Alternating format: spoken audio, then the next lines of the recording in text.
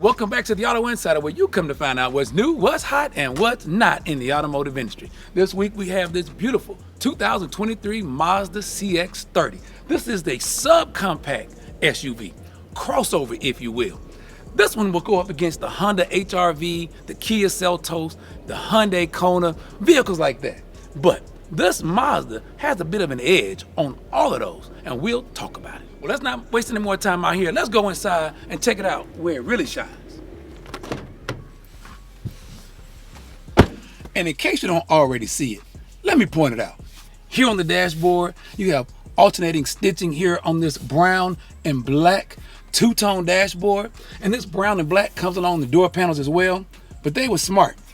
This padded armrest, dark color, contrasting these light color seats, good move, Mazda. Then here on the dash, you have this nice legible infotainment system. It's not touchscreen, but the controls for it are right here. The controls though, although they work great here in the Mazda, and I always talk about how I like the way my hand falls right in place, if there was one thing I would ding the Mazda CX-30 for, and some of the other Mazdas, is the cup holders are too far away. With this being here, it means I have to reach here for my morning coffee. Whenever I have to move my body, I think that's just one more chance for me to take my eyes off the road and not be as safe as I would be if it were right here. That said, volume control is here. Once I know it's there, I can keep my eyes forward and adjust the volume.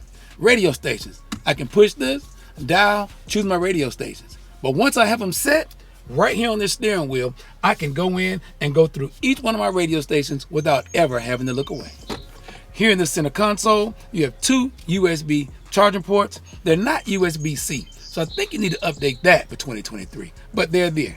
Once you plug this up, hook up your smartphone, your Apple CarPlay and Android Auto seamlessly connect to your infotainment system. All of your music, text messages, and your directions are right here. And like a luxury car, wait a minute, this isn't a luxury car. But anyway, you have rain sensing windshield wipers, you have auto dimming, and auto on and off headlights, as well as your lane keep assist, smart cruise control, information, and the ability to answer your telephone right here from the steering wheel. And when the vehicle's in reverse, this rear view camera, great visual. You can see everything back there. But if you're not in reverse and you want to check it out, there's a button here on the side that allows me to activate those cameras and see without having to put the car in gear. And this CX-30 is all-wheel drive. Now, not 4x4, not off-road, but it is all-wheel drive. And there's a button here right next to the steering wheel that gives you a little more stability when you find yourself on slightly treacherous off-road adventures. Maybe you're going fishing, need a little extra grip, little hill descent control. All that right here. And for those of you who are sports-minded, this little four-cylinder turbo really gets up and goes. But when you shift it over to sport, it holds the gears a little bit longer and makes it feel more like a sporty sedan. And then when I reach my final destination, there's a place to put my sunglasses. My daughter hates when I leave them in the cup holder. Well, now for the back seat. Pretty tight back here, but this is not a family car. This is for somebody, maybe college, fresh out of college, or some of you empty nesters. Great car to take the grandkids if you have to, but no one will be dropping the kids off to ride back here. That aside, you do have AC vents that allow for airflow. I would talk about the vents up here, but there shouldn't be a lot of kids back here. Center armrest comes down, you have two cup holders. There are no USB charging ports back here, so again, it's not a family car. And if you buy the car for your teen or your college age student, they might not have a lot of people wanting to ride. There's not a lot of places to charge their phone, not a lot of great leg room. This is a just in case back seat.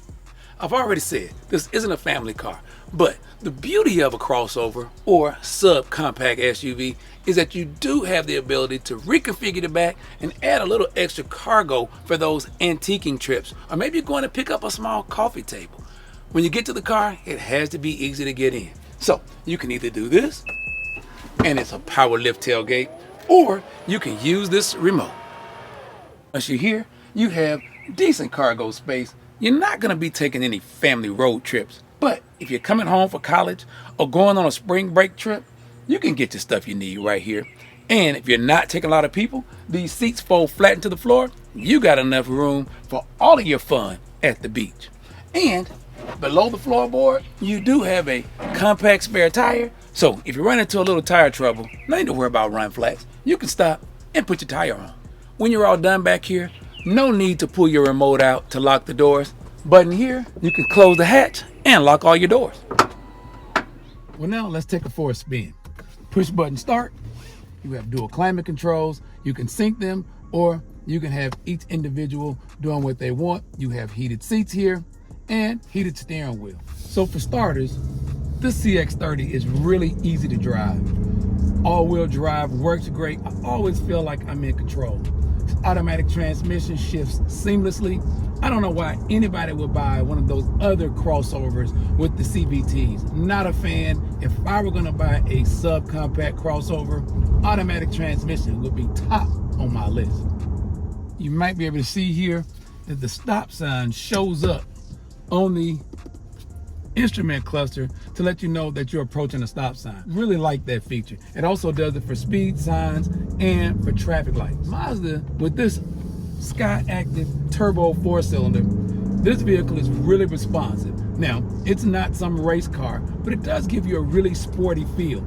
It makes driving a subcompact crossover almost feel cool. We'll take a turn here on one of my favorite curvy roads here, just to give you a little bit of an idea of how this subcompact crossover handles on day-to-day driving. I like sport mode, so I'm gonna switch it here, push the button, I get the indication that's in sport mode, and the acceleration feels a little more aggressive.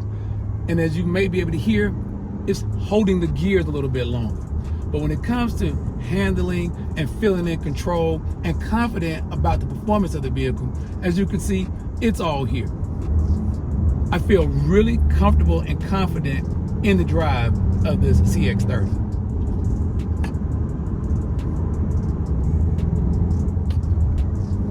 And I don't know if you can hear it or not, but when I got to that curve and I was braking really hard, it downshifted, and now it's just holding the gears as to not go to a higher gear and lose my acceleration.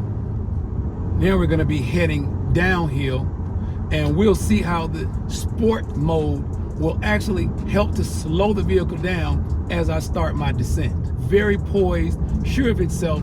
I don't feel out of control in the least bit. With compact crossovers being such a large mix of new vehicles being sold, that's something you want to take in consideration. Every once in a while, we do need our vehicles to be a little more responsive. You can see here, holding this gear, RPMs are high because it's trying to slow the vehicle down so that I can have more ability to control if I need it. But the handling for a vehicle like this is superb. That's all the time we have today on the Auto Insider, but for more of what's new, what's hot, and what's not, be sure to follow us on Facebook, Instagram, YouTube, then download the SoundCloud app. Listen to all of our reviews in their entirety. The 2023 Mazda CX-30. So I have to say, all in all, this CX-30 is a nice vehicle, and it actually really does give me more of a luxurious feel than, say, the Kia Seltos or the Honda HR-V or even the Hyundai Kona.